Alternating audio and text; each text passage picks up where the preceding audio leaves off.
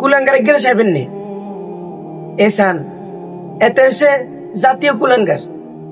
পুরো পৃথিবীতে যদি কুলাঙ্গারের মধ্যে লিস্টে থাকে তাহলে এত এক নম্বর কুলাঙ্গার দূর কিনলে জানেননি, কারণ এত কোনো জন্মের ঠিক নেই।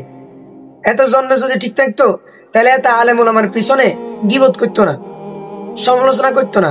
হেতা ওই যে মিয়ানলে গিবত করে আব্দুল মালিক সাহেব, বাংলাদেশের ভিতর হুরে বাংলাদেশের ভিতরে এক নম্বরের যিনি আছেন আলেমের ভিতরে, হেতে এমিয়ারলে গিবত করে খাইছেনি। হেতে এমিয়ার চুলের সমান হইবনি, একে ফসমের সমান হইবনি। হেতে মেরে গিবত করতে আসে, ভিডিও বানাইতে আসে, আরো অনেক অনেক নানান ধরনের নানান কথা কয়।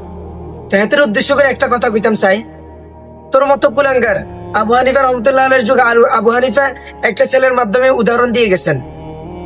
কোন ছেলে সাহস করে নাই তার সামনে থেকে ফুটবল আনার জন্য, একটা ছেলে সাহস করে আনছে। হ্যাঁ তো খোঁজ লই দেখা গেছে যে এত যার সন্তান ছিল। এখন তোর কাহিনীটা এরকম, তুই যত আব্বাসের খাদেমস আর যাদের খাদেমস, তুই কুলাঙ্গার তো কুলাঙ্গার, যার সন্তান তো যার সন্তানই। কারণ যার সন্তানেরাই মুখ থেকে খারাপ ভাষা বাহির করে, যার সন্তানেরাই বড়দেরকে উচ্চবাচ্য বা বড়দের পিছনে গিবত সমালোচনা করে, তাইলে তুই যার সন্তান, এটা 100% শিওর। ভালো হয়েছে, ভালো হইতে কিন্তু টিয়া পয়সা লাগে না। তোর ফিসাব, তুই ফিসাবের তো সবগুলো ইতিহাস, তোর ফিসাবের বাসা কিরকম? আসলে বেশি কথা তো বললে নয়, ওই কথা আছে না, আগের হাল জেনে যাবো হিসার হাল হেনে যাবো।